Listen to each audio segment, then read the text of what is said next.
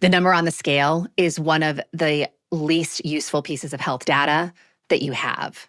And chasing it is likely one of the reasons you feel like you're failing.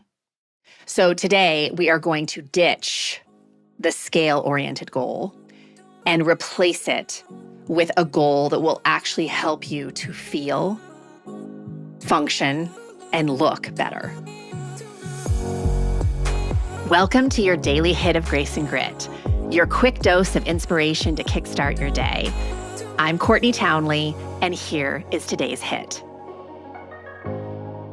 So I know a lot of people avoid talking about the scale because they just feel like the scale has no place in their life. And if that's you, that's fine. But I'm not going to tell you to ditch the scale. I am going to encourage you to reframe what it's actually measuring. Because a lot of women in midlife are pursuing weight loss when what they actually want and what will actually make them healthier is not weight loss, but fat loss. And these two things are not the same. I have done so many episodes on this exact topic. Years ago, I did an entire series on fat loss. If you don't know, I worked in the fat loss industry exclusively for almost a decade. So this is a topic that I am very familiar with. And I'm really pretty passionate about, even though it's not exclusively the work that I do anymore. I'm very passionate about helping women to understand the difference between weight loss and fat loss. The difference matters enormously because once you understand it, you'll stop measuring your progress with a tool that was never designed to show you the full picture. So I've worked with countless women over the years who were basically taking incredible measures to improve their health and their life. And they started strength training, they were doing some cardiovascular work, they were putting themselves to bed earlier in the evening, they were managing their stress better, they were eating better. I mean, all things were improving. And they were feeling better. They were thinking better. Life was going better. They were feeling more resilient. And simultaneously, they were convincing themselves they were failing because the scale wasn't moving at a rate they thought it should move at. Or sometimes the scale didn't move at all. And they would convince themselves that nothing was changing when clearly everything was changing. So weight is the total mass of your body. Fat, muscle, bone, water, organs, everything is what makes up your weight.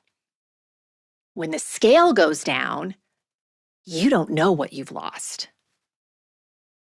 You might have lost fat, and that's great if you did, if you're in a position where you need to lose fat, but you might have lost muscle, and that's not so great. And I will tell you, it is far more common when women are on a quest to just lose weight that they're actually losing muscle, they're not losing fat. And so inevitably, they become what we call skinny fat. You might have lost water weight in some cases, right? So you haven't really lost fat, you haven't really lost muscle, you've just shed some inflammation. The scale cannot tell the difference between muscle mass loss, fat loss, and water loss. Fat loss is very specific. It means reducing adipose tissue on your body, stored body fat, while preserving, or in some cases even building, lean muscle mass. This is what changes your body composition. This is what changes how you look, how you feel, and how your metabolism functions. I mean, there's even studies coming out now that are showing the correlation between muscle mass and how your brain functions, right? There are some studies coming out that are showing the link between cognitive decline as we age and the loss of muscle, specifically in our legs. It's fascinating. But here's why the distinction is so critical for midlife women. After 40, and especially through perimenopause, we are at a significant risk of losing muscle mass. We've addressed that many times on the show. The clinical term for that is sarcopenia. Sarcopenia. Sorry, I didn't say it correctly. And estrogen plays a role in maintaining our muscle mass. So as it declines, which it does as we transition through perimenopause and into menopause, muscle becomes harder to build and easier to lose, especially if you are under-eating and never lifting weights. So a woman who loses 10 pounds through severe calorie restriction may only lose a few pounds of fat, and the majority of that weight could be muscle. She celebrates. Her scale tells her to, but her metabolism just slowed down. Her body composition is worse, and she has set herself up to gain weight faster in the future. Because when we have less muscle on our body, our metabolic power slows down. Not to mention, when you have less muscle on your body, you also start putting yourself at risk for osteoporosis, which a lot of women start to get diagnosed with in perimenopause and certainly into their menopausal years. Research published in the American Journal of Clinical Nutrition found that preserving lean muscle mass during a calorie deficit requires both adequate protein intake, which should sound familiar to you, and resistance training. So women who dieted without resistance training lost significantly more muscle mass than those who combined moderate caloric restriction with strength work, even when total weight loss was similar. And we're seeing this happen a lot with GLP-1s, right? So love them or hate them, GLP-1s are very much an embedded part of the wellness industry now. And they can be used by the right person at the right time in the right dose for the right reasons. And they can also be used by people who really don't have a lot of weight to lose. And inevitably, anyone who's on a GLP-1 is more susceptible to muscle loss if they aren't taking measures to preserve the precious muscle they already have. So if you aren't eating protein, if you aren't lifting weights, if you aren't hydrating, if you aren't getting enough sleep at night, you aren't doing yourself any favors. And you can lose a significant amount of weight and still be metabolically obese. So here's your takeaway. If you are not strength training, start. If you are not eating adequate protein, fix that too.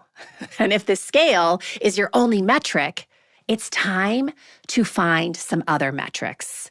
And I would encourage you to use a multitude of metrics to measure progress, no matter what your goals are. So how do your clothes fit? How strong do you feel? What are your energy levels like? How well are you sleeping? Do you track your moods? There are so many ways to measure progress along your health journey, and I highly, highly, highly encourage you to use a multitude of different ways. Those metrics tell the truth that the scale cannot. So we're not trying to be smaller here. In the world of grace and grit, we are not promoting being smaller. We're actually encouraging expansion.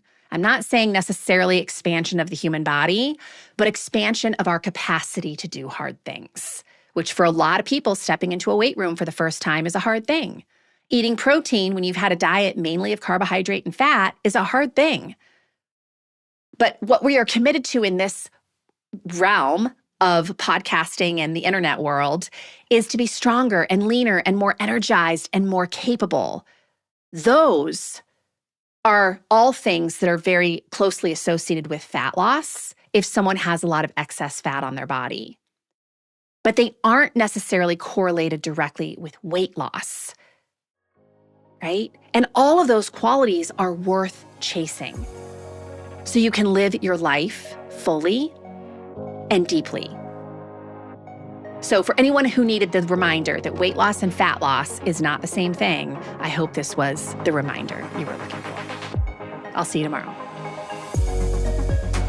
If this stirred something inside of you, imagine what a whole book of clarity and courage could ignite. The Consistency Code, a midlife woman's guide to deep health and happiness, goes even deeper into the mindset and practices that create real, meaningful change at midlife. Grab your copy today over at theconsistencycode.com and keep the momentum alive.